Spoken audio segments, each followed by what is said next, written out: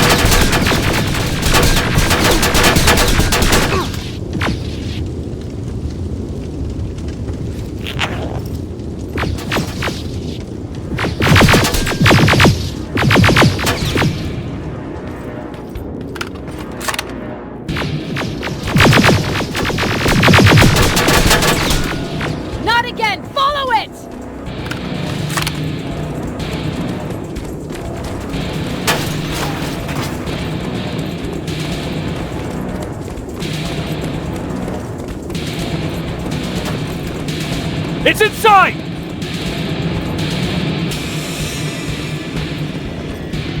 Rivers!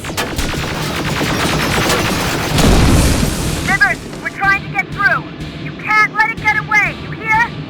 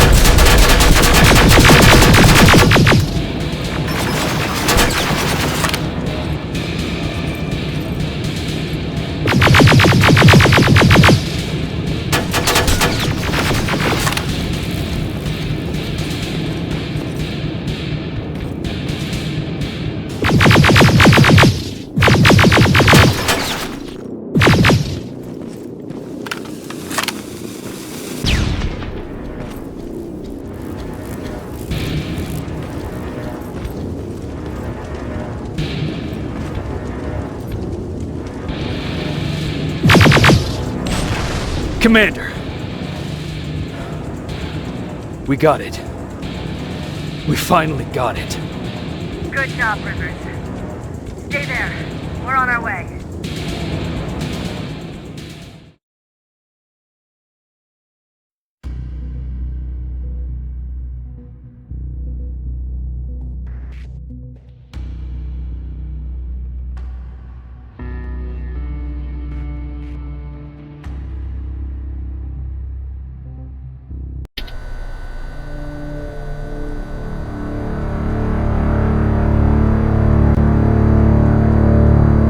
There was no doubt anymore. Skynet had created a cybernetic organism. It was designed to blur the line between a man and a machine. People started to think that there were Terminators amongst us, wolves in sheep's clothes. Some of us left, even though we hadn't seen any other infiltrators yet. Or at least, we didn't think we had. And that fear of not knowing was what turned the tide of this war. That night, Skynet won. I still have to run some tests, so for now I would say no. We need some more time, I Connor. know you don't want to hear this, Commander, but if there's one person who can help us, it's Dr. Mack. Mac, we don't even know if he's alive. He is. He's in the Hollywood Hills. We knew a time would come when we'd need him again, so we've kept an eye on him. Wait. You've been watching him without telling me? Let your emotions cloud your judgment before, Commander. That's why I decided that Mack's whereabouts were no longer This is your bullshit. concern. He can't just magically fix all of our problems. He's a man, not a god. A man that makes That's mistakes. enough, Commander. You know what happened last time. He's the reason Perry's I dead. said that's enough. Sergeant Rivers? Yes, sir. TechCom believes that being marked for termination is a badge of honor, a sign that we're doing something right. We wear it proudly. And knowing you're wearing such a badge, Rivers, is all I need to trust you with handling this mission. Commander Barron will fill you in on the details. Good luck, soldier. Over and out. Looks like you're going to Hollywood Hills. Dr. Edwin Mack is the one who taught us how to use Skynet's weapons, so there's a chance he can do it again. Take him that second-generation plasma rifle and see if he's able to reprogram it. If we want to use Skynet's weapons, we need to bypass their encryption lockouts. How will I find him? He's obsessed with surveillance. So when you get there, look for any cameras, biometric sensors, or any other tech stuff. He should be around. That's it.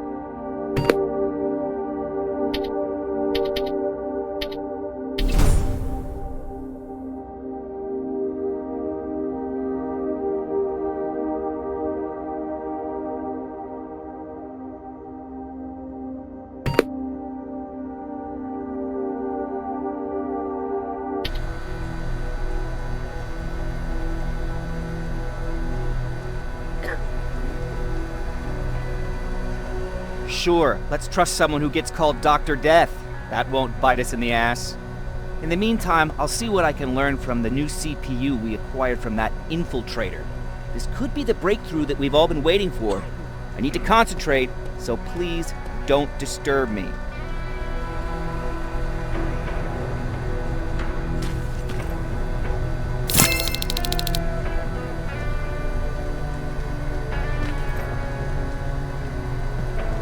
What do you need? Anything I should know about Dr. Mack before I leave? Only that he can't be trusted and he's highly manipulative. So you need to stay cautious. Was Mack the one whose drone you smashed? Yes. Yes, it was. I've never told this to anyone, but before I met Mac and Perry, I was wandering alone. Didn't have a map, so I drew one myself. The first people I came across were two guys, old enough to remember Judgment Day. We camped out together. They gave me advice, we shared some stories. Sounds nice, right?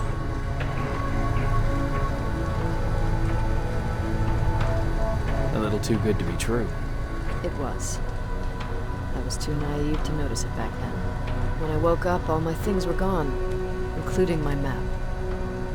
There I was, lost in the desert. Thirst and hunger. I knew I was gonna die. I passed out with my face in the sand. But next thing, I was lying in a bed, bathed and wearing clean clothes.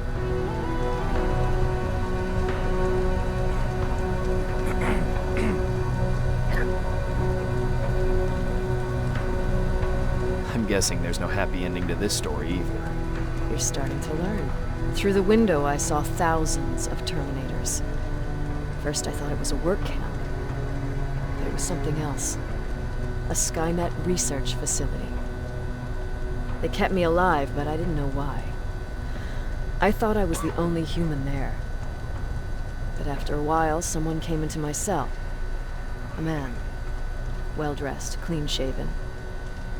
You want to take a guess who that was?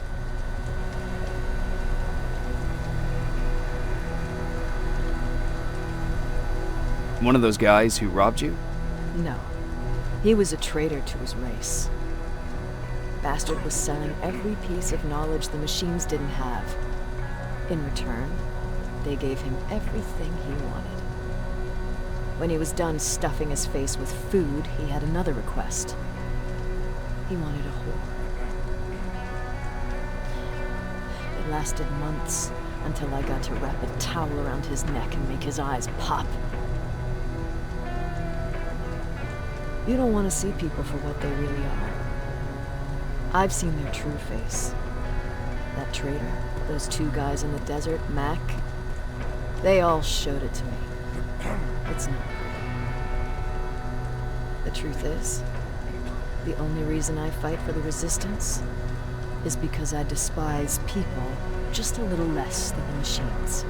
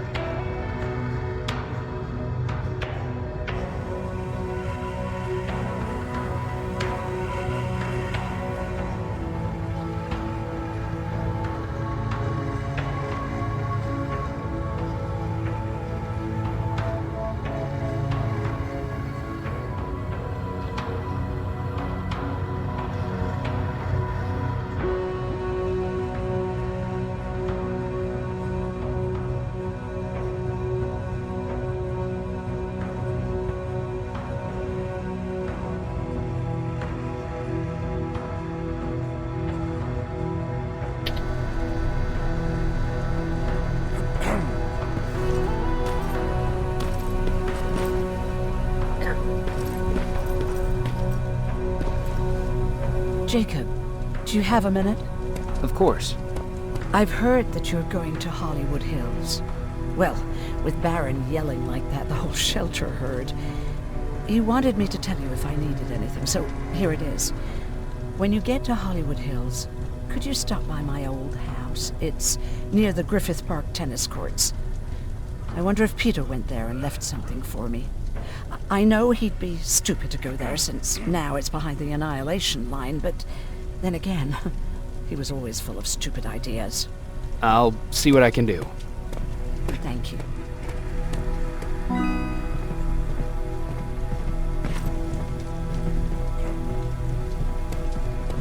Look at him. He never talks to anyone. He just sits there. I bet he's one of those machines.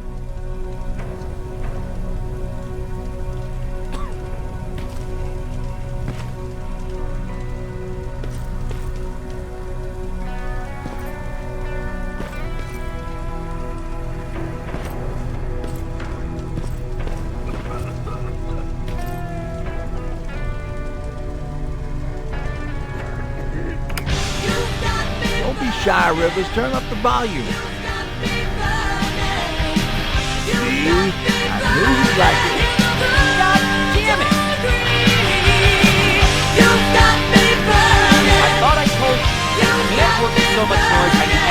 silence, so please stop that!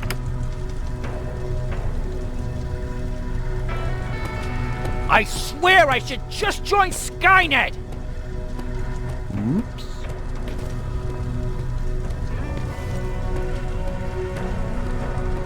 Jacob. What's the situation like in the shelter? Not that great. People are getting nervous. A lot have already left, and even more plan to leave. Even Mark and Laura saw them packing earlier. And what about you? Just the thought of running again's making me sick. Must be getting old. Plus, we got everything we can need right here. Where else would I go? Besides, I have faith that Baron would never let anything happen to this place. She's way too uptight about security. Earlier, you said that a new era started. What changed? Well, for one thing, with Tucker dead, I became the new leader of the group. Something I never expected or wanted, for that matter.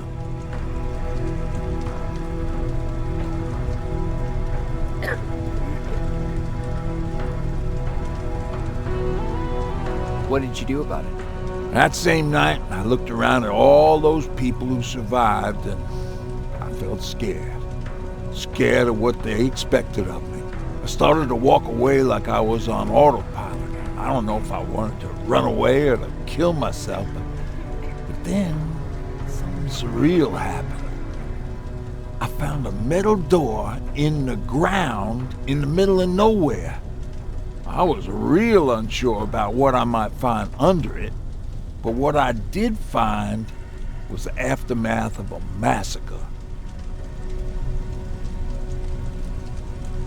Weren't you scared to go inside? I was terrified, believe you me. But then again, a lot of things didn't make sense to me at that moment. It looked like they decided to commit suicide. I couldn't understand it. To me, they had everything. Food, water. They even had a case of beer. So, I got shit-faced and started crying over my brother's death. But I realized something. I realized that I could maybe survive there.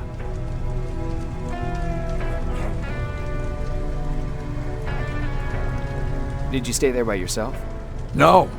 I told everybody about the place. I felt I owed them. After that, we were all right. That night, I learned two things. Firstly, that it's okay to be scared. Secondly, that there are two sides to everybody. Ironically, me being a scaredy cat turned me into a good leader. And that's how I found that place, and that's what motivated me to help others.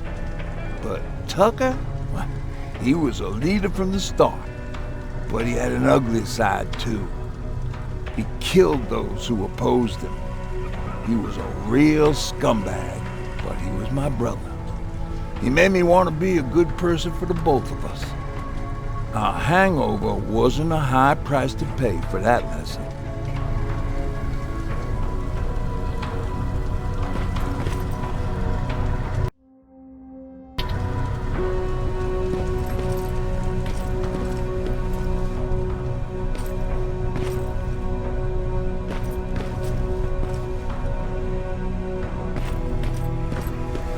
Why do you think Skynet doesn't have their plants in the south? Everyone's leaving.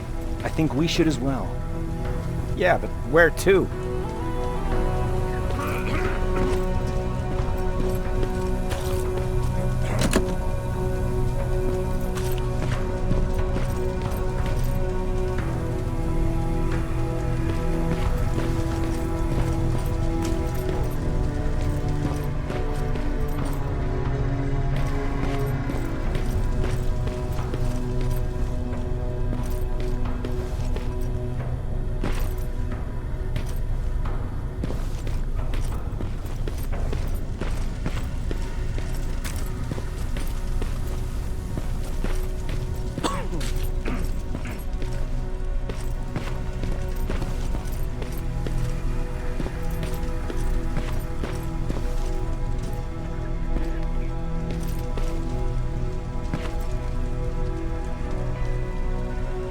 Need anything? Can I see your hardware?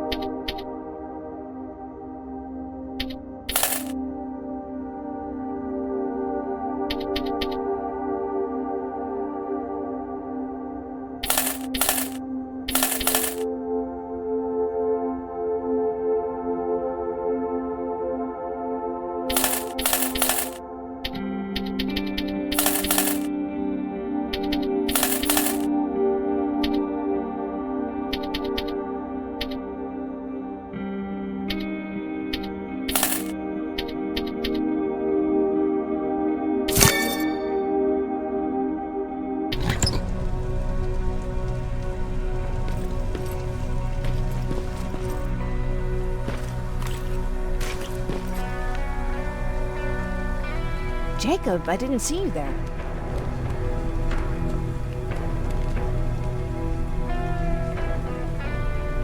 Where are you going? I'm going out scavenging. Don't worry. I'm past thinking about running away. Knowing how much you'd miss me made me not want to leave. Where's Patrick? He's getting ready. I'm taking him with me. I figure it's time for him to see what's out there. Is everything okay? You seem far away. Nothing can get past you, can it?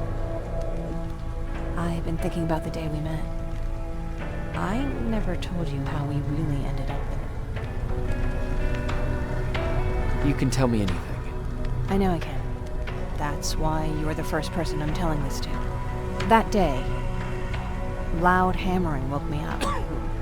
When I came downstairs, I saw my father nailing the window shut. Through the crack, I saw them coming. Hundreds of metal heads and their red eyes. Even though they're just empty shells, you could feel the hate radiating from them.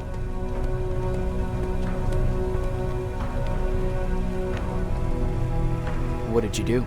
I made Patrick stay upstairs and went back to talk to my father. We argued for a minute or two, and I tried to pull him away from the window. He pushed me away.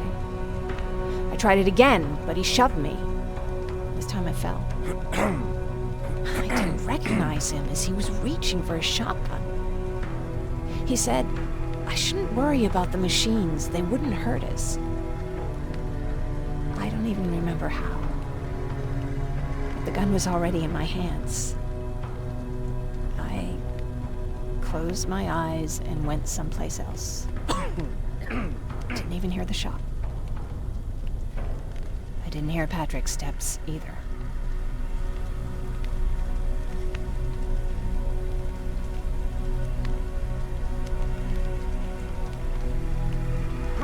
He saw you? He did. He was staring at me like I was a stranger. He didn't scream or cry, he just stared. I threw the gun away, grabbed Patrick, and tried not to notice the hole in my father's unmoving chest. As we ran, I could hear them coming, so we found somewhere to hide. Then you came. I wanted to tell someone about all this, but I was afraid to.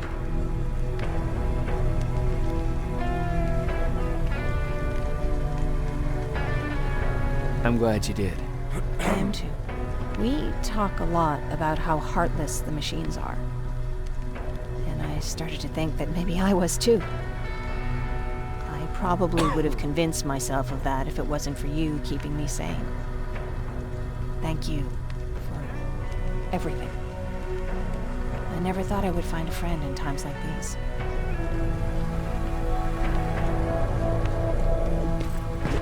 Is it true? I can look human now?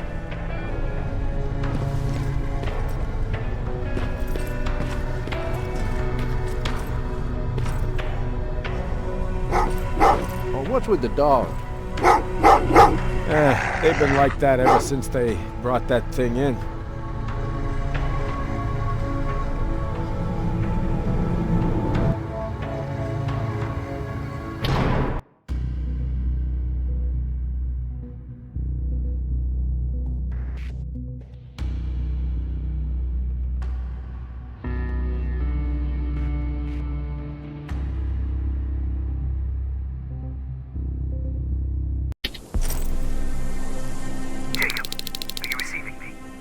You're alive!